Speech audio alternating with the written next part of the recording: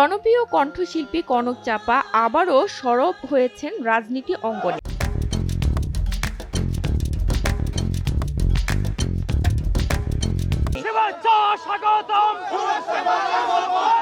প্রায় 2 দশক ধরে বিএনপির রাজনীতির সাথে যুক্ত থাকলেও গত একাদশ জাতীয় সংসদ নির্বাচনে প্রথমবারের মতো সরাসরি রাজনীতির মাঠে নামেন তিনি।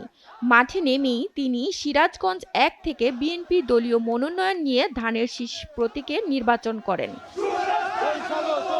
তার প্রতিদ্বন্দ্বী প্রার্থী ছিলেন আওয়ামী লীগের কেন্দ্রীয় নেতা মোহাম্মদ নাসিম। নির্বাচনে মোহাম্মদ নাসিমের বিরুদ্ধে প্রার্থী হয়ে বেকায়দায় পড়েন তিনি। এলাকায় ঢুকতে না দেওয়ায় পার্শ্ববর্তী জেলা বগুড়ায় পর্যটন হোটেলে মোহাম্মদ নাসিমের বিরুদ্ধে সংবাদ সম্মেলন করে শেষ পর্যন্ত নির্বাচনীয় মাঠ ছাড়তে বাধ্য হন। তবে রাজনীতিকেই আঁকড়ে থাকেন কনক চাপা। দেশ বরেণ্য ও উপমহাদেশের প্রখ্যাত জনপ্রিয় কণ্ঠশিল্পী কনক চাপাকে পেয়ে আনন্দিত ও গর্বিত এলাকাবাসী এক নজর দেখতে আসেন তাকে। সবাই দেখেন কত উৎফুল্ল, কত সুন্দর করে গ্রহণ করতেছে। ইনশাল্লাহ ভালো কিছুই হবে। তিনি মাটি মানুষের সাথে কাজ করবেন গাজীপুরে। তিনি মানুষের সাথে একাত্মবদ্ধ হয়ে সুখে দুঃখে পাশে থাকেন।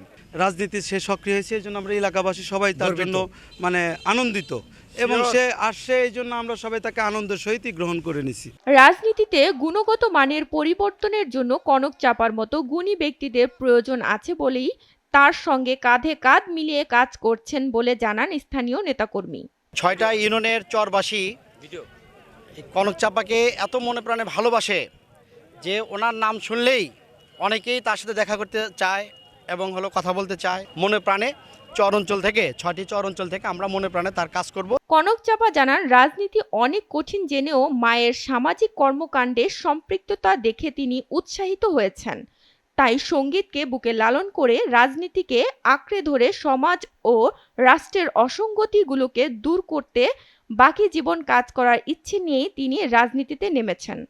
আমার যে সঙ্গীতের মাঠ তার মতো মসৃণ কোমল না, এবং রাজনীতি অনেক কঠিন। রাজনীতি কিছুই শিখি নাই। আমি মানুষকে ভালোবাসি, আমার ভালোবাসার শক্তি অনেক, এবং আমি বিশ্বাস করি আমার হৃদয়ের গভীরের অন্তরের অন্তঃস্থল থেকে আমি বিশ্বাস করি যে বন্দুকের নলের চাইতে ভালোবাসার শক্তি অনেক বেশি।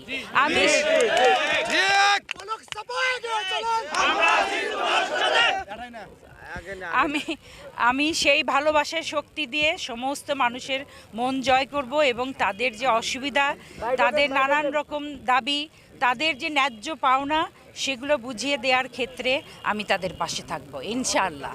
সিরাজগঞ্জ জেলার কাজীপুর উপজেলার মাইজবাড়ি গ্রামে পানি উন্নয়ন বোর্ডের সাবেক উপপরিচালক আজিজুল হক মোর্শেদের মেয়ে রুমানা মোর্শেদ কনক চাপা 1969 সালে 11 সেপ্টেম্বর জন্মগ্রহণ করেন।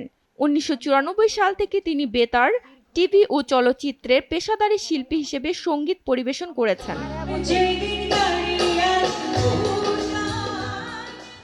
বাদশাহ চলচ্চিত্র পুরস্কার, দুবার দর্শক ফোরাম পুরস্কার, প্রযোজক সমিতি পুরস্কার ছাড়াও অসংখ্য সম্মানে ভূষিত এই শিল্পী চলচ্চিত্রের গানের পাশাপাশি মঞ্চেও নিয়মিতভাবে গান পরিবেশন করেন।